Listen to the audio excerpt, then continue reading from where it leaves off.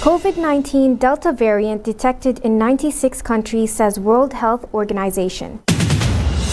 Death toll rises to 18 from Florida condo collapse. Messi becomes free agent as Barcelona contract expires. Those were the headlines for today. Now let's take a look at how the weather will be like in the Sultanate in our weather update. Before we move on to our weather update, here is our tip for today. Stratus clouds is sometimes responsible for fog-like conditions when they get close to the ground. That was our tip for today. Now let's take a look at how the weather will be like in all the governorates. Muscat will be sunny, temperatures between 45 to 35 degrees Celsius.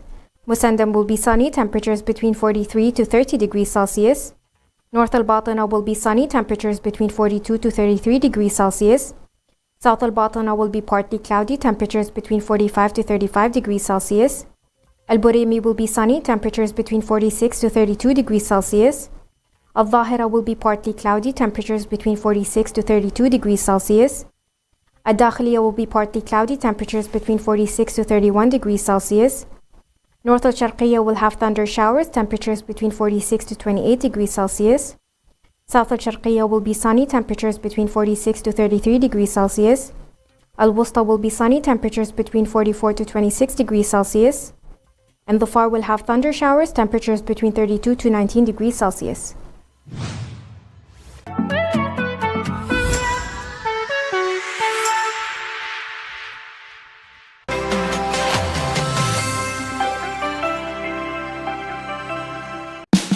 Oman's largest online supermarket now has no minimum order limit. From grocery to household items, Rafiq has everything that you want. Enjoy worry-free shopping with over 8,000 products to choose from and get it delivered straight to your doorstep. Rafiq, you order, we deliver.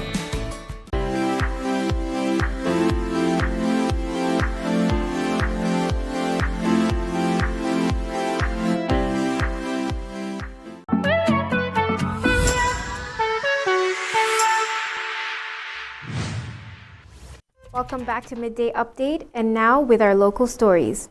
People in Oman are hoping that the COVID-19 situation will improve in July as the country's vaccination drive gains momentum and more people gain immunity from the virus.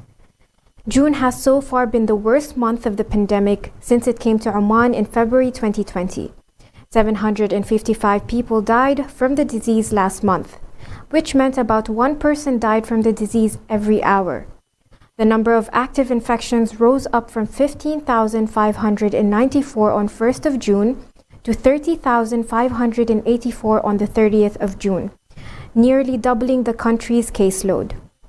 During this period, there has also been a spike in patient admissions to hospitals and intensive care units. There were 802 people in hospitals on June 1st, with 257 of them in ICUs. But by the 30th, the number of hospitalized COVID-19 patients also nearly doubled, growing to 1,597, with 519 of them in ICUs. Doctors say that a combination of the vaccination drive and a commitment to the coronavirus preventive measures will bring the numbers down. In the meantime, they have asked people to take steps to boost their natural immunity, which will help keep the virus at bay for longer. Officials from the Sultanate of Oman and the Kingdom of Saudi Arabia reaffirmed that the exchange of the two countries comes with keenness of the leaders of the two countries for boosting aspects of cooperation. In an interview with Shabiba FM, which is the Arabic publication of Times of Oman, Undersecretary for Investment Promotion at the Ministry of Commerce, Industry and Investment Promotion, reaffirmed that the visit of the Sultanate's delegation to the Kingdom of Saudi Arabia came within the integration of the Oman Vision 2040 and the Saudi Vision 2030. The visit amid to discuss ways of integration and constructive economic cooperation between the two countries. Also, the Saudi Fund for Development met with the counterparts in the Sultanate, and they have agreed to establish joint projects, which will provide job opportunities for young people and providing a boost to the Omani economy. Children aged 12 and above will soon be able to get their COVID-19 jabs in private hospitals. This is after some began taking reservations for those who wish to get vaccinated. Children who do go to private health centers to be vaccinated need to be accompanied by a parent, in case they should suffer adverse side effects after being inoculated. There are many ways for families to approach us if they want to vaccinate their child, said Dr. A. Bashir, a senior internist at Badr al-Sama Hospital. They can approach us at any hospitals, ring up our call centers, and book through our websites and social media platforms. At present, there are no walk-in vaccination appointment available. Advanced bookings are the primary method for parents to vaccinate their child. When parents book vaccination appointments for their children, they must provide the hospital a copy of their child's resident card as well as one of their own. Those were the local stories. We will take a small commercial break and we will be back with our international stories.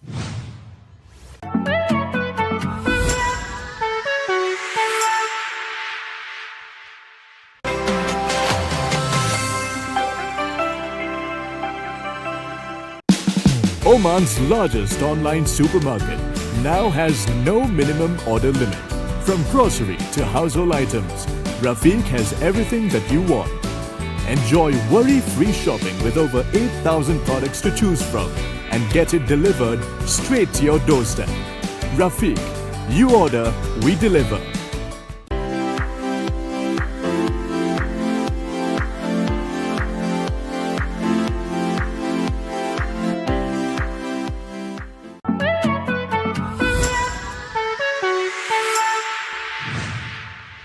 Welcome back to Midday Update, and now with our international stories.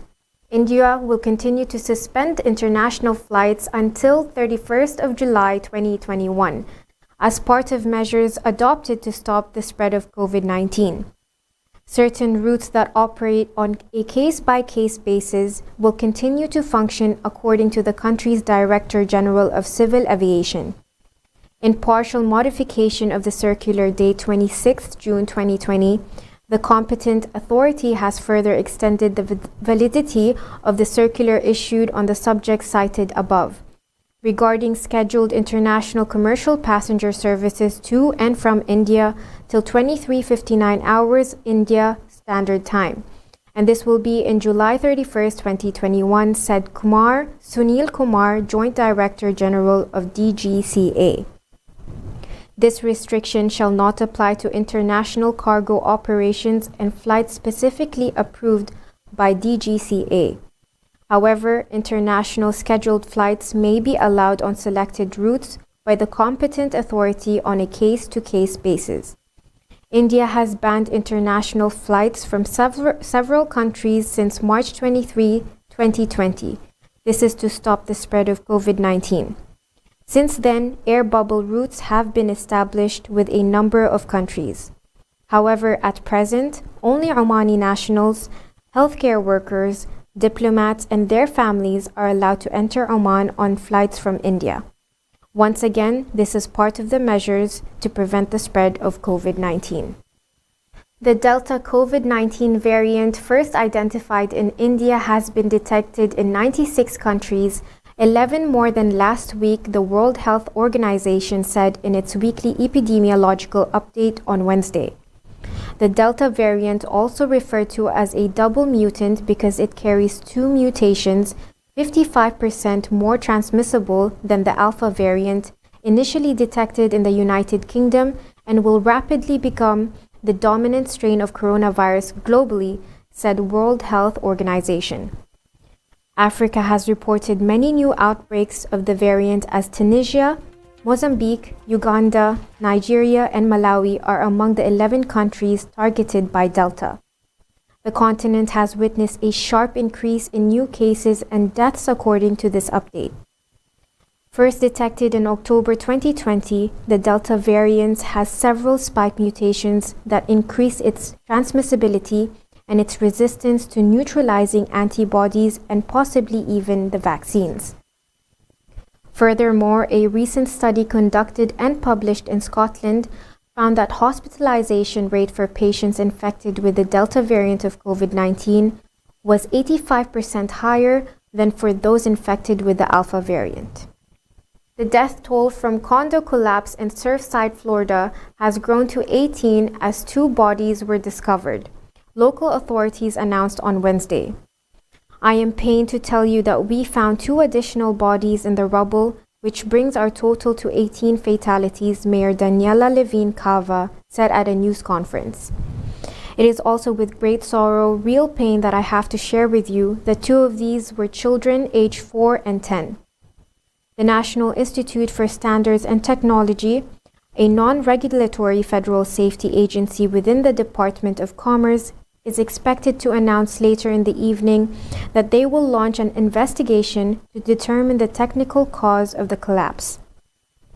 The NIST probe is also likely to offer recommendation for changes to the building codes, standards, and practices or other appropriate actions to improve the structural safety of buildings so that similar tragedies hopefully could be prevented in the future. Those were our international stories. We will take another small commercial break and we will be back with our sports news.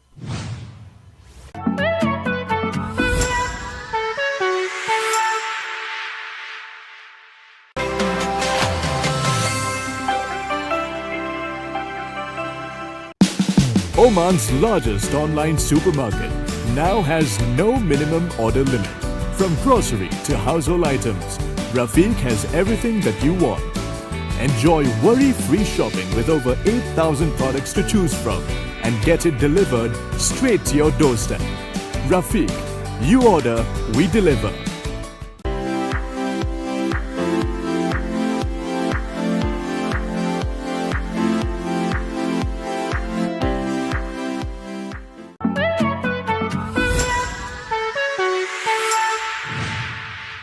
Welcome back, and now with our sports news.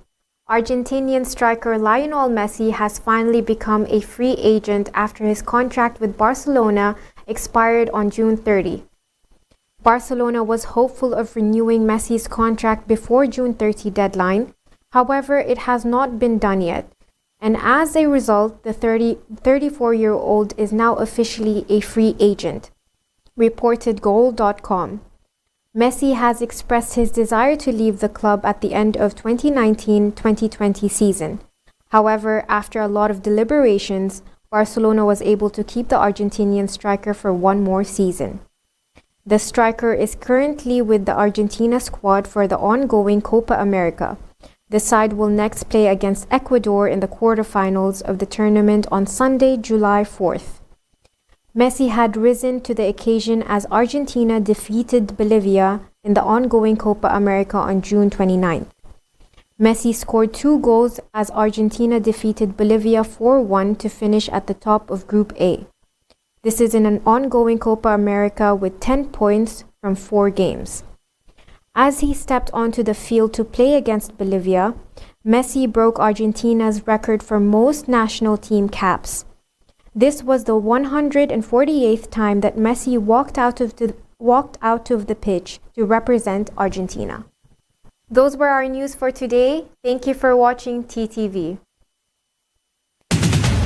You've just heard the live feed from the TTV studios on TFM 95.4. Let's talk.